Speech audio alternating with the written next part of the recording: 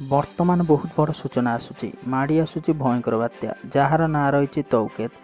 ତେବେ ଏହା 14ରେ ନେବ ବାତ୍ୟାର ରୂପ ଏବଂ 16ରେ ସ୍ଥଳଭାଗ ଛୁଇଁବ ବୋଲି କୁହାଯାଉଛି। ମାଡ଼ି ଆସୁଛି ମହାବାତ୍ୟା। 2021ର ପ୍ରଥମ ବାତ୍ୟା ଆରବ ସାଗରରେ ସୃଷ୍ଟି ହେଉଥିବା ନେଇ ଆକଳନ କରୁଛି ପାଣିପାଗ ବିଭାଗ। ଆସନ୍ତା 16 ତାରିଖରେ ଆରବ ସାଗରରେ ବାତ୍ୟା ସୃଷ୍ଟି ହେବ ବୋଲି କୁହାଯାଉଛି।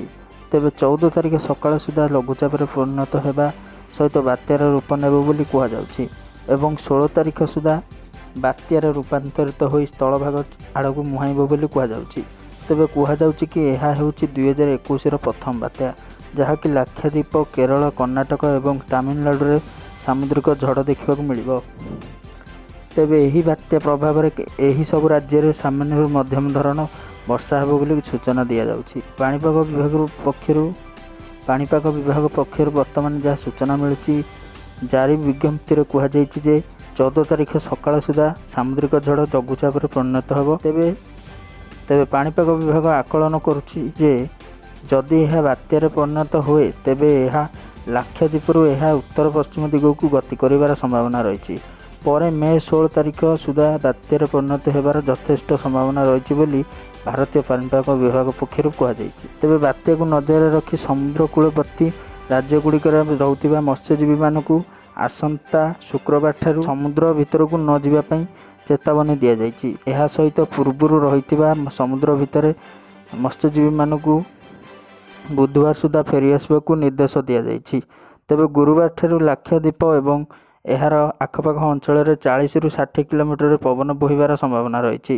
ତେବେ କେରଳ, ଗୋଆ, କର୍ଣ୍ଣାଟକ, ମହାରାଷ୍ଟ୍ର କୂଳବର୍ତ୍ତୀ ଅଞ୍ଚଳ ଗୁଡ଼ିକରେ ରବିବାର ପର୍ଯ୍ୟନ୍ତ ପବନ ବୋହିବାର ସମ୍ଭାବନା ରହିଛି। ତେବେ ଏହି ବାତ୍ୟାର ପ୍ରଭାବରେ ଓଡ଼ିଶା କିଛି ଜିଲ୍ଲାରେ ବର୍ଷା ସହିତ ବଜ୍ରପାତ ହେବାର ଆଶଙ୍କା ରହିଛି। ତେବେ ପାଣିପାଗ କେନ୍ଦ୍ର କହିଛି 13 ତାରିଖ ଦିନ 18ଟି ଜିଲ୍ଲାରେ କାଳବୈଶାଖୀ ଯୋଗୁଁ ଝଡ଼ ବର୍ଷା ହେବ, ଅର୍ଥାତ୍ ଆସନ୍ତାକାଲି 18ଟି ଜିଲ୍ଲାରେ ଝଡ଼ ବର୍ଷା ହେବ। ତେବେ ସେହି ଜିଲ୍ଲାଗୁଡ଼ିକ ହେଲା ବାଲେଶ୍ୱର, ଭଦ୍ରକ, ଯାଜପୁର, କେନ୍ଦ୍ରାପଡ଼ା, କଟକ, ଜଗତସିଂହପୁର, ପୁରୀ, ଖୋର୍ଦ୍ଧା, ନୟାଗଡ଼, ଗଞ୍ଜାମ, ଗଜପତି, ରାୟଗଡ଼ା, କନ୍ଧମାଳ, ଢେଙ୍କାନାଳ, କେଉଁଝର, ମୟୂରଭଞ୍ଜ, ମାଲକାନଗିରି ଏବଂ କୋରାପୁଟ ଆଦି ରାଜ୍ୟ ୟେଲୋ ୱାର୍ଣ୍ଣିଂ ଦିଆଯାଇଛି।